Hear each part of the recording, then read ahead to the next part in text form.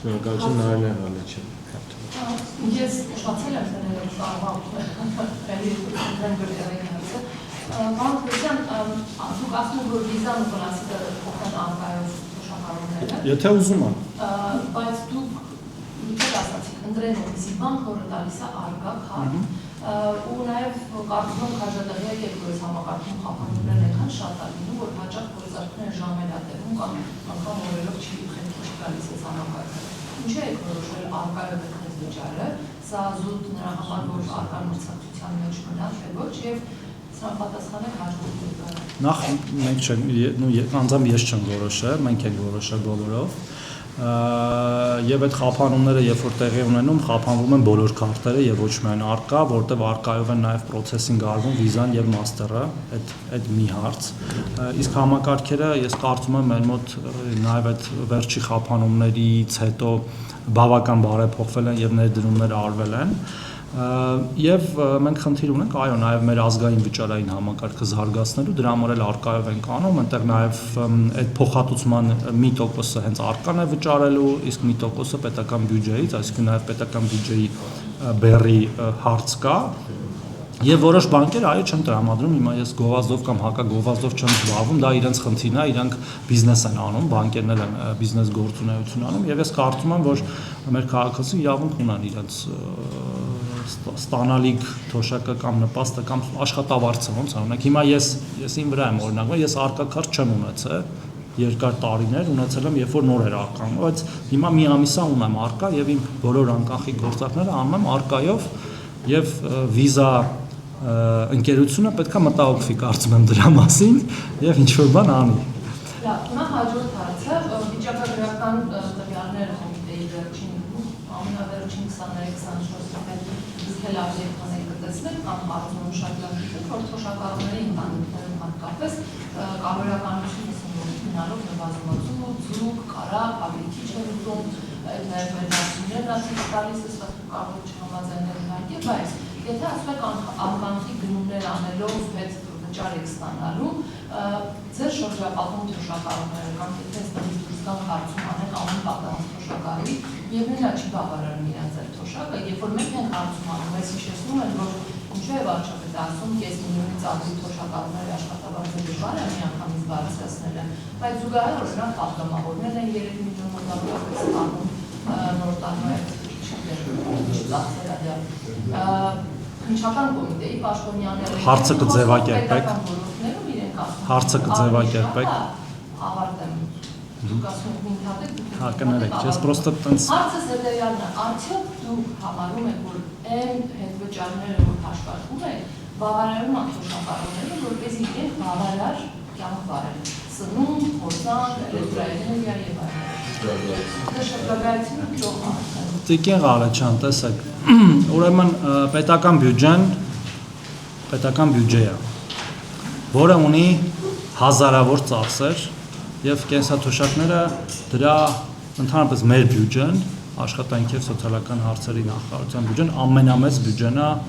պետական բյուջեի մեջ։ Գրեթե միշտ տենց է եղել։ Եվ այդ բյուջետային ծախսերը բաշխվում են ըստ գերատեսչությունների եւ ըստ ուղղությունների։ Եվ ձեր այդ մատնանշած ուղղությունը ամենափոքրիկ, ամենաչերևացող ուղղությունն է, որ այդ բյուջեի մեջ կա, խոսքը հազարավոր պետական ծառայողների փոխհատուցմանն է վերաբերում, որոնք աշխատում են, որպեսզի հավաքվեն հարկերը, կարող եք ընդհանրապես չտալ աշխատավարձեր, որտեղ այդ աշխատավարձերը ոչ էլ մրցունակ են եղել, հիմա մենք փորձում ենք մրցունակ դարձնել եւ տեսնենք կհավաքվի պետական բյուջեն եւ կվճարվեն այդ կենսաթոշակները, թե չեն վճարվի, ինձ թվում է պատասխանը շատ ակնհայտ է, դա կտևի ընդամենը 1 ամիս։ Երկրորդը, իհարկե մենք ուզում ենք, որ այդ ամեն ինչը ամեն տարի բարձրանա եւ մենք հենց այս տարի բարձրացնում ենք կենսաթոշակները եւ եթե չհամարեինք, որ կենսաթոշակները բավարար չեն, չենք բարձրացնի։ Համարում ենք, որ բավարար չեն, դրա համար էլ բարձրացնում ենք։ Բարձրացնում ենք այնքան, ինչքան թույլ է տալիս Հայաստանի Հանրապետության պետական բյուջեն իր բոլոր մնացած ծախսերով։ Մենք այսօր խոսում էինք այստեղ առողջության ապահովագրության մասին։ Եթե օրինակ առողջության ապահովագրությունը ներ չդնեինք եւ 50-60 միլիարդ դրամով օրինակ չավելացնեինք առողջապահության պետական բյուջեն, որի մեջ մտածեն 400,000-ից ավել 65+ տարիքի քաղաքացիներ, կարող ենք այդ գումարները տալ այդ քաղաքացիներին, բայց մենք համարում ենք, որ դա ավելի ճիշտ մոտեցում է, որտեղ այդ դեպքում դու ստանում ես ոչ թե 10,000 դրամի ամսական գումար, այլ ստանում ես 100,000-ավոր, միլիոնավոր դրամների բժշկական ծառայություն եւ այդպես շարունակ։ Կամ այլ ոլորտների ուսուցիչների աշխատավարձեր չբարձրացնենք, զինվորականների աշխատավարձեր չբարձրացնենք, ճանապարհներ, դպրոցներ չկառուցենք եւ ամեն ինչ ուղենք ընդհանրապես մեկ ոլորտի, տենց պետություն չի զարգանում։ Կան առաջնահերթություններ, այդ առաջնահերթությունները բոլորը դասավորվում են եւ բաշխվում է պետական բյուջեն, որը ամեն տարի աճում է բավական լավ տեմպով, ըստ առաջնահերթությունների եւ մեր բյուջեն մոտավորապես 100 միլիարդով 90 միլիարդով աճել է անցյալ տարվա համեմատ եւ մյուս տարի էլի այդքանով աճելու է եւ նաեւ մենք ունենք ուրիշ հարց, որը շատ հաճախ էլի այսօր չնայած խոսեցի, մենք ունենք աջող թիվ նաեւ կենսաթոշակառուների։ Մենք ոչ միայն կենսաթոշակն ենք ավելացնում, այլև մենք շատ ավելի շատ մարդու ենք կենսաթոշակ տալիս, ինչը շատ լավ է, որտեվ կյանքի տևողությունն է աճել, այդ թվում Հայաստանում մարդիկ ավելի երկար են ապրում եւ վերջի ես ազգային ժողովում բյուջեի քննարկումների ժամանակ ասեցի, վարչապետն ասաց, կարծես, որտեղ թիվը ես էի տվել, թե ինչքան ավելի շատ կենսաթոշակառու ունենք հիմա, քան 2018 թվականին ու ամեն տարի ավելի շատ ենք ունենալու, որտեղ նորից եմ կրկնում, բարեբախտաբար մարդիկ ավելի երկար են ապրում եւ գիտությունն ու բժշկությունը այնքան է զարգացել, որ իրանք շուտ չեն մահանում, ինչը մեր հիմնական նպատակն է։ Եվ այդ տեսանկյունից ես կարծում եմ, որ մենք շատ բալանսավորված քաղաքականություն ենք վարում սոցիալական, ինչը շատ թափանցիկ է եւ մենք դրա մասին չենք վարանում խոսել եւ թե ձեր հետ, թե մեր հայրենակիցների հետ։ Հաջորդ հարցը Շատ չի։ Չէ, մի հատ դիտարկում դուք ծայրահեղացրիք իմ ասացի, ես չէ, դուք ծայրահեղացրիք։ Դուք ծայրահեղացրիք։ Հակառակը ասում եք կյանքը թանկանով, այս թոշակը չի բավարար։ Ես էլ ասացի բարձրացրել ենք այնքանով, ինչքան որ կարողացել ենք ու բարձրացրել ենք մինչև նաեւ նախկինում եւ էլի շարունակելու ենք այդ գործիքները օգտագործել։ Հիմա հաջորդ հարցը, պարոն Պրոֆեսոր, առողջապահության նախարարությունն ու նախարարն ասում է, որ մարդիկ, որոնք չեն աշխատում եւ իրեն պիտի վճարեն ծավալության համար, արդյոք նախարարությունը, ձեր նախարարությունը ունի տվյալներ, քանի այդպիսի մարդ կա երկրում, որ ընդհանրապես չի աշխատում, կամ օրինակ գյուղատնտեսությամբ զբաղվողներին ոնց են իդենտիֆիկացնում, ոնց է իրենց կարգավիճակ տալիս, այս համակարգը ապահովության ներդրման հետ զուգահեռ արվել է, թե դեռ նոր է որոշվում այս մարդկանց։ Այս փուլում այդ մարդիկ չեն վճարելու, դուք լավ գիտեք, նրանք հետագայում են մտնելու համակարգ եւ այդ մտնելու նաև այս համակարգի փուլային ներդրման իմաստը ամբողջ այն է եղել, թեև դա ուղիղ մեր գործառույթը չէ, բայց այդ հարցերը ժամանակին լուծելու համար եւ նաև հասկանալու թե արդեն իսկ ներգրավված մարդիկ ինչպես են վճարում կամ ինչպես են ծառայություններ ստանում եւ ես կարծում եմ, որ եթե մենք ուզում ենք մեծ ծածկույթ, իսկ մենք ուզում ենք մեծ ծածկույթ, թեև հիմա արդեն 1.6 միլիոն մարդու ծածկույթ ունենք, թե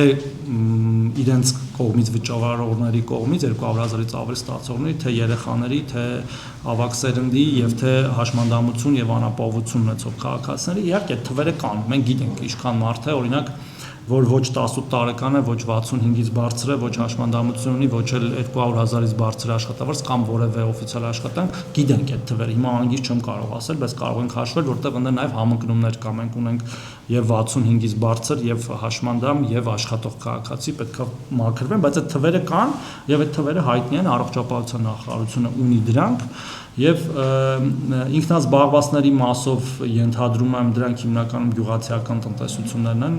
ինչ որ ձևով պետքա իրանք ինքնուրույն վճարեն դրա համար եւ մյուսներն էլ ընտանիքի անդամներ եւ այլն, այնտեղ մեխանիզմներ կար դրված նախագծում, հիմա անգից չեմ հիշում, բայց այս փուլում իրանք